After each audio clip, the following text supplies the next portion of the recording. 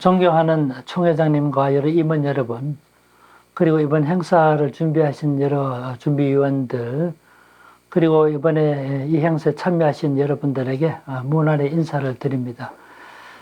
특히 이번에 귀한 행사에 부족한 저를 초청해 주신 것에 대해서 감사드리고, 지난 40년 동안 바른교회를 세우기 위해서 헌신하시고 또 동역해 오신 여러 성도님들, 또 교회 지도자들 여러분에게 경의를 표합니다.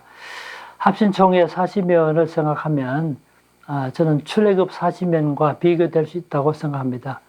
애굽의 압제를 피해서 해방을 얻고 그리고 가나안 땅으로 향해 갔던 40년간의 순례자의 여정이 이 합신교단의 길이 아니었던가 하는 생각이 들기도 하고요.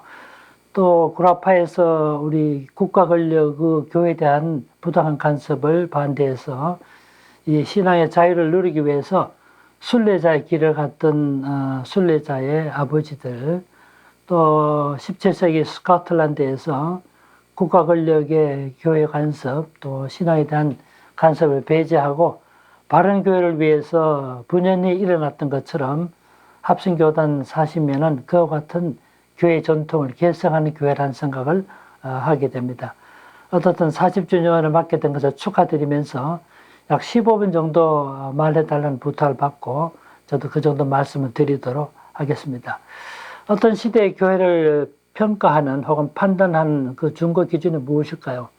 디모데후서 2장이나 4장 혹은 요한계시록 3장 등을 참고해 볼 때 한 시대의 교회를 판단하는 중요한 크리테리아, 기준은 그 시대 교회가 교회의 본질을 지키고 교회에 주어진 사명을 감당하기 위해서 무슨 일을 했는가에 따라서 평가받을 수 있다고 생각합니다. 우리가 잘 아는 목회자에서 신학자였던 브루스 밀러는 교회 사명을 4가지로 말한 적이 있는데, 하나님께 영광 돌리는 예배, 전도 선교를 포함하는 증언, 증거, 그리고 하나님의 사람으로 양육해가는 교육, 그리고 섬김의 일을 향하는 봉사, 4가지를 교회 사명으로 말한 적이 있는데, 결국은 한 시대 교회가 어땠던가를 판단하는 중요한 근거는 그 시대 교회가 어떻게 믿음을 지키며 교회 사명을 감당해 왔는가에 따라서 평가받을 수 있다고 생각합니다. 설사 그 시대 교회가 박해를 받고 탄압을 받아도 교회의 본질을 지키고 교회에 주어진 사명을 감당하기 위한 것이었다고 한다면 그 고난은 가치 있는 고난이라고 생각합니다. 설사 교회가 그 시대에 비난을 받고 조롱을 받는다 할지라도 교회가 믿음을 지키고 교회 사명을 감당하기 위한 불가피한 것이었다고 한다면 그 비난이나 조롱도 감내할 수 있다고 생각합니다. 그러나 반대로 교회가 그 시대에 칭찬받고 박수를 받는다 할지라도 교회 사명을 감당하지 못했다면 그것은 바람직한 교회라고 볼 수 없을 것입니다. 이런 점에서 볼 때 합신교단은 지난 40년 동안 믿음을 지키면서 교회에 주어진 사명을 잘 감당해 왔다고 생각합니다. 이런 40년의 여정 동안 저는 우리 합신교단이 크게 4가지 점에서 한국교회에 기여했다, 공헌했다라고 생각합니다. 첫째로는 이 합신교단은 바른 교회 이상을 심어줬습니다. 출발할 때부터 바른 신학, 바른 생활과 함께 바른 교회를 강조해 왔고, 이 바른 교회에 대한 강조는 지난 40년 동안 한국교회 성도와 교회 지도자들에게 무엇이 바른 교회인가 하는 그 이상을 심어줬다고 봅니다. 이런 점이 합신교단이 지난 40년 동안 끼친 중요한 공헌이라고 생각합니다. 두 번째로 합신교단은 많은 인재를 양성했다는 점에서 한국교회에 기여했다고 생각합니다. 많은 훌륭한 목회자들을 배출했고, 여러 학자들, 신학자들, 교회 연합기관의 대표들, 선교단체 대표들, 많은 인재를 양성했습니다. 국내뿐만 아니라 때로 외국을 다니면서 사람을 만나보지만 합신 출신들이 여러 곳에서 중요한 포스트에서 일하는 것을 볼 때 합신교단은 그렇게 길지 않은 역사이지만 한국교회 많은 인재를 양성했고, 이 점은 합신교단이 끼친 중요한 두 번째 공헌이라고 생각합니다. 세 번째로 합신교단은 개혁주의 신학을 광포하고 확산하는 데도 크게 기여했다고 생각합니다.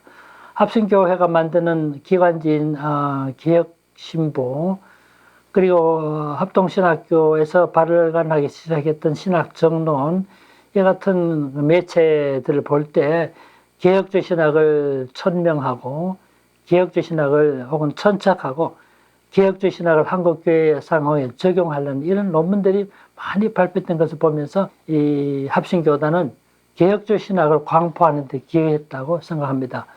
우리 박윤선 우리 교장 선생님께서 고려신학교에서 자리를 잡고 개혁주 신학의 기초를 쌓으시고 총회신학교를 거쳐서 이 합신교단에서 합동신학대학원 대학교에서 개혁주 신학을 꼽히게 만드는, 그렇게 해서 한국교회에 개혁주 신학을 광포했다고 봅니다.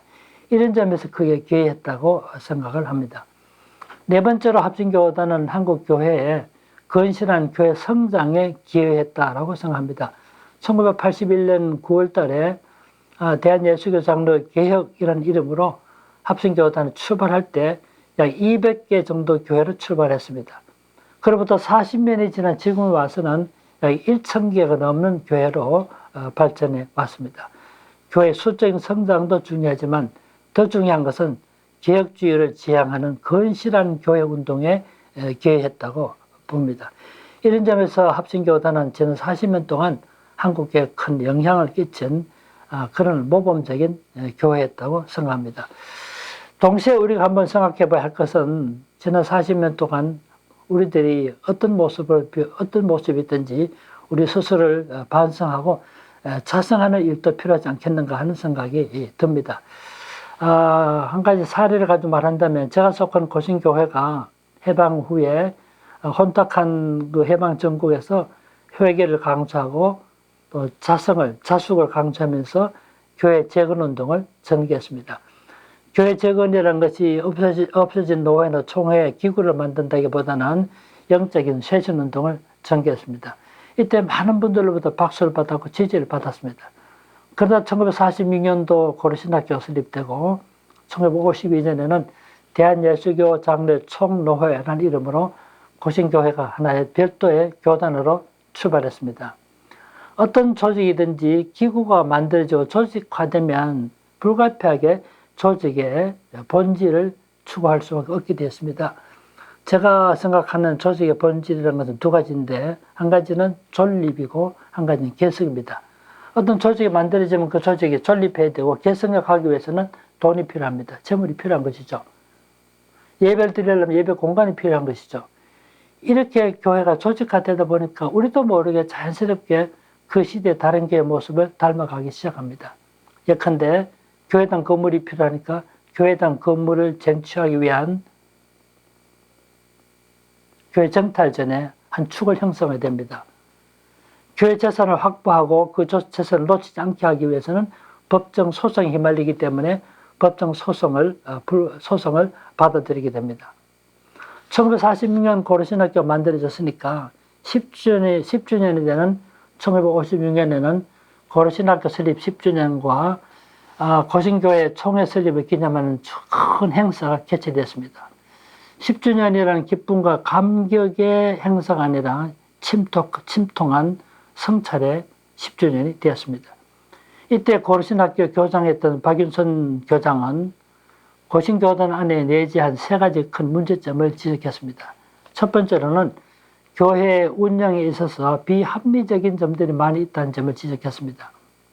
두 번째, 신학교인 고려신학교 운영과 관계해서 특히 재정적인 문제점을 지적했습니다. 세 번째, 고신교단에서 교회당 확보를 위한 교회 정탈전과 법적인 소송 문제를 제기했습니다. 이 세 가지를 지적하시면서 나는 더 이상 고신교단에 남아있을 이유가 없다면서 고신교단 탈퇴를 선언했습니다. 고려신학교 10주년 행사가 침통한 자성의 행사가 되고 만 것입니다. 물론 사람들이 고난을 받고 박윤선 교장 선생님의 마음을 돌이키긴 했지만 불과 10년이 못 돼서 교회 쇄신을 외치고 교회 개혁을 외쳤던 고신교단이 기존의 다른 교단과 똑같은 길을 걸어갔음을 깨닫게 된 것입니다. 살아가면서 늘 느끼지만 본래의 이념과 정신을 계승하는 일은 정말로 어려운 일입니다. 합신교단이 출발할 때 저는 큰 충격을 받았습니다. 총신대학교 계신 4분의 교수님들이 교수직을 버리고 스스로 해직 교수기를 선택했습니다. 총신대학교 다니던 학생들이 정부가 주는 학위를 포기하고 무인가 신학교를 선택했습니다. 여러분, 이것은 엄청난 자기 희생인 동시에 선택했습니다. 바른 교회를 세우기 위한 불가피한 선택이었습니다. 그렇게 출발했기 때문에 저는 출발 때부터 합신총회, 합동신학교, 합신교단에 대해서 흠모하는 마음을 갖게 된 것입니다. 당회장이라고 말하지 않고 당회의장이라고 말하고, 노회장이라고 말하지 않고 노회의장으로 말하고, 총회장이라는 용어를 버리고 총회의장이라는 말을 선택했습니다. 교회의 과도한 권력화 혹은 교회 정치를 막기 위한 불가피한 조치였다고 생각합니다. 저는 이것은 아주 중요한 일이었고 한국교회 쇄신의 중요한 시작이라고 보고 저는 충격과 감동을 받았습니다. 그로부터 40년의 세월이 지났고 지금 우리 교회는 어떤 위치에 있는지, 처음에 가졌던 이 아름다운 거룩한 교회, 순수한 교회, 바른 교회 이상을 잘 계승하고 있는지를 한번 자성해 보는 일도 총회 설립 40주년을 맞는 오늘 우리가 해야 될 일이 아닌가 생각을 하게 됩니다. 그럼에도 불구하고 저는 합신총회는 지난 40년 동안 한국 사회, 한국 교회에서 모범적인 교회로 발전해 왔다고 생각합니다. 그렇지만 늘 자신을 돌아보고 성찰해 보는 일은 오늘 우리 모든 그리스도인들에게 필요한 일이라고 생각합니다. 마지막으로 저는 2가지 점을 말씀드리고 싶습니다. 합신교단을 향한 제 소망을 이렇게 보고자 합니다. 이것은 저 개인의 소망이라기보다는 합신교단을 사랑하는 한국교회 많은 분들의 동일한 희망이라고 생각합니다. 첫 번째로는 우리 합신교단이 개혁주의 신학을 잘 계승하는 교단이 되기를 기대합니다.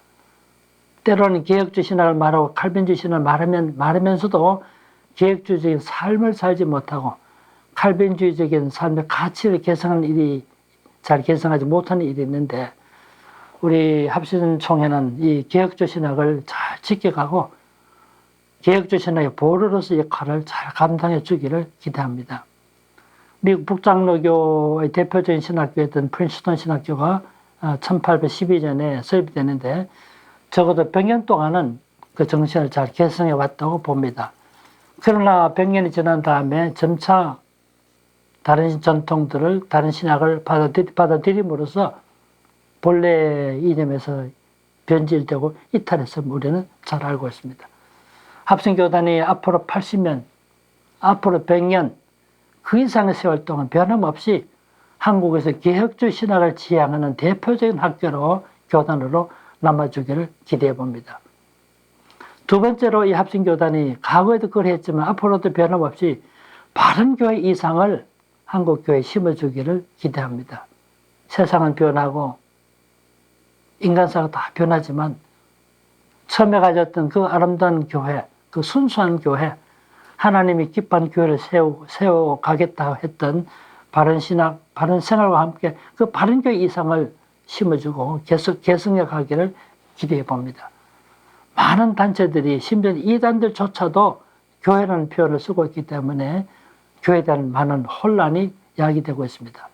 이럴 때일수록 합신교단이 변함없이 이상적인 교회, 성경적인 기독교, 성경적인 교회, 바른 교회를 세워가는 그런 교단으로 우뚝 서서 후일 한국교회 역사에 길이 남는 그런 교회가 되기를 간절히 기대해 봅니다. 40주년을 축하드리면서 부족하지만 제 강연을 마치겠습니다. 감사합니다.